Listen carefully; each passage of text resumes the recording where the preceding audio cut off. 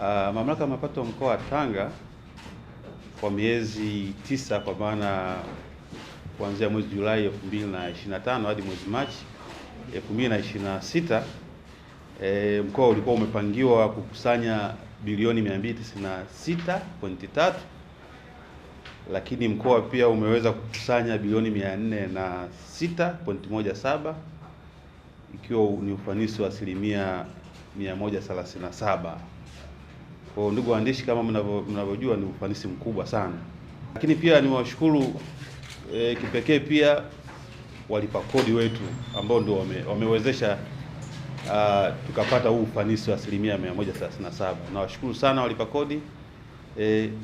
Haya yote ni matunda ya mchango wao. Lakini sambamba na hiyo, naomba nisisitize yafuatayo. La kwanza, kama mnavyojua, mwezi wa kwanza hadi wa tatu ilikuwa ni kipindi cha makadirio.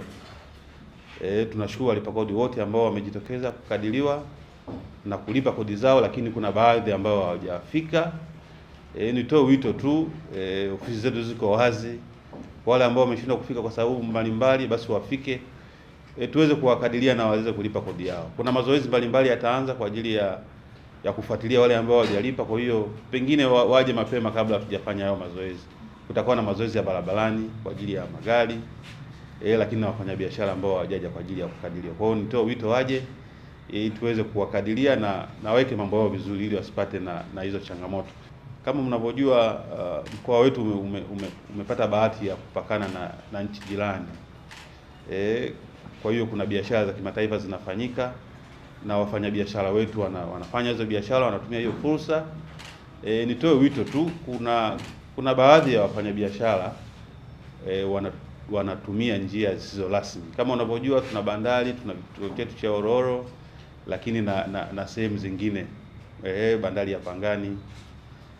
Nitoe wito tu, wafanyabiashara wahakikishe wanatumia mipaka yetu iliyorasimishwa kwa ajili ya kupitisha bidhaa zao, kwa sababu bidhaa za magendo zina athari kubwa sana. Cha kwanza, hata kwa nchi, bidhaa ya magendo inakuwa kwenye vituo vyetu, kuna taasisi mbalimbali ikiwemo TBS ambayo inapima ubora. Kwa hiyo bidhaa zote zinapita kwa njia ya magendo, tafsiri yake muda mwingine hata ubora zinakuwa hazina. Kwa hiyo zikiwa hazina ubora, zinaweza zikaathiri afya za wananchi.